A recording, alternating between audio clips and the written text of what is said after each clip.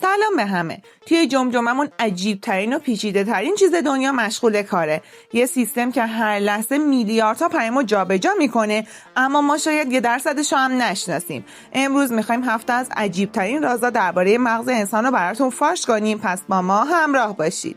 قدرت جادویی ذهن روی بدن. وقتی مغز درد و مثل یک کلید خاموش میکنه.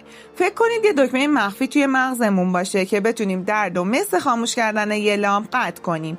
این فقط تو فیلم ها نیست، واقعیته.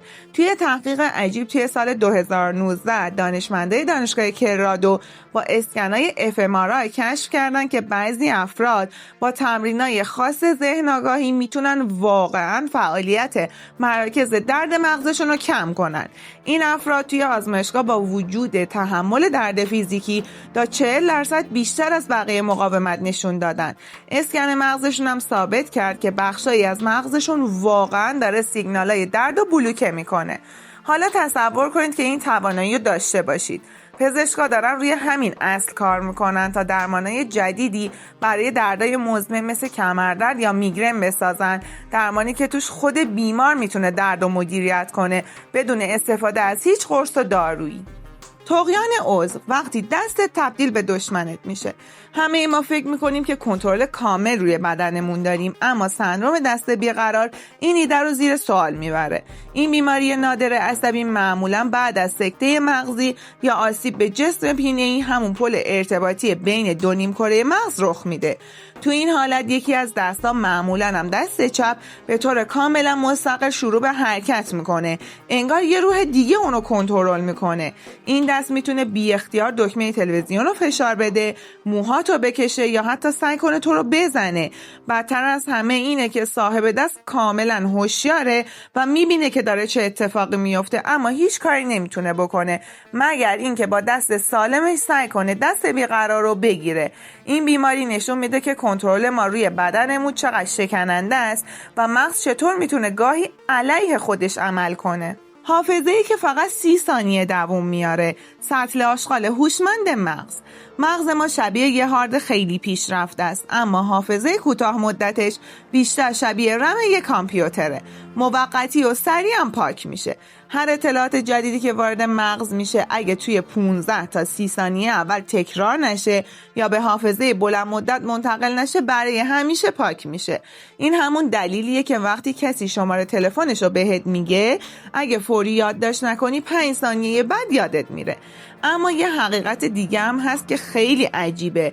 مغز هر ثانیه حدود 11 میلیون بایت اطلاعات از چشما، گوشا، بینی و پوست دریافت میکنه، اما فقط 40 تا 50 مورد از این حجم عظیم اطلاعات وارد بخش هوشیاری میشن. یعنی مغزمون مثل یه فیلتر فوق‌العاده عمل میکنه و فقط چیزای مهم رو نشونمون میده. اگه این فیلتر نبود، از زیاد بودن اطلاعات دیوونه میشدیم. توهم ترسناک. وقتی مغز عزیزترین آدمای زندگی رو غریبه میبینه.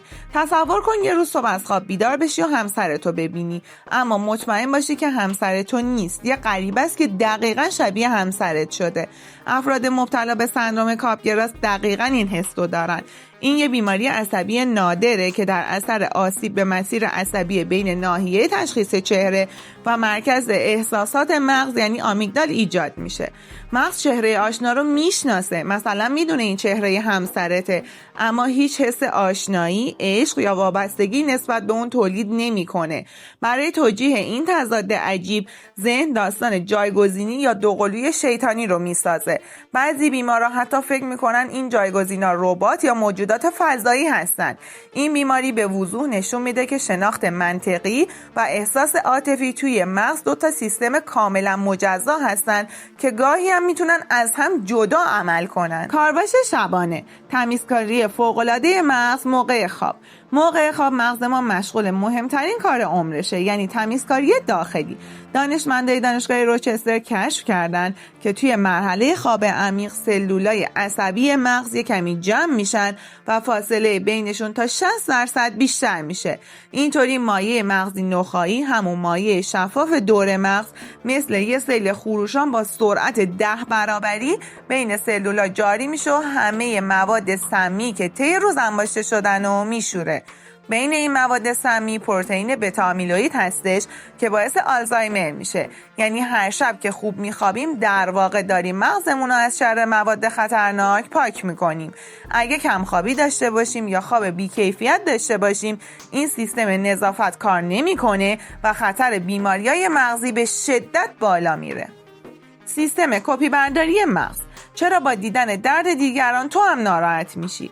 تا حالا شده فیلمی رو ببینید و موقع غمگین شدن قهرمانا شما هم اشکتون در بیاد؟ یا کسی رو ببینید که زمین میخوره و ناخودآگاه خودتون رو تکون بدید؟ این واکنش ها به خاطر وجود نورونای آینه‌ای توی مغزه. این سلولای خاص هم وقتی خودتون کاری رو انجام میدید، مثلا دستتون رو بلند میکنید، و هم وقتی همون کار رو توی دیگران میبینید فعال میشن. انگار توی مغز یه سیستم شبیه ساز داخلی نصب شده که دائم داره رفتارهای دیگران رو کپی میکنه تا بتونید درکش کنید.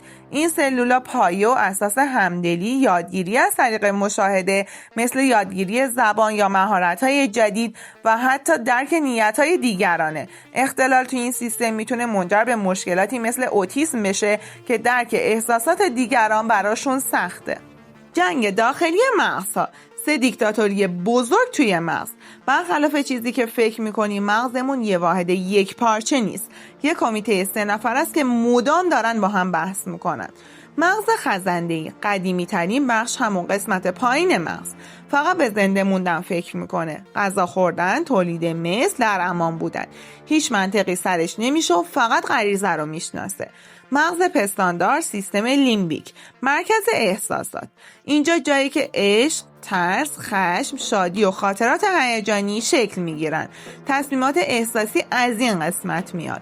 نئوکورتکس، لایه بیرونی و باهوش مغز، مرکز منطق، برنامه‌ریزی، زبان، تخیل و تفکر پیچیده.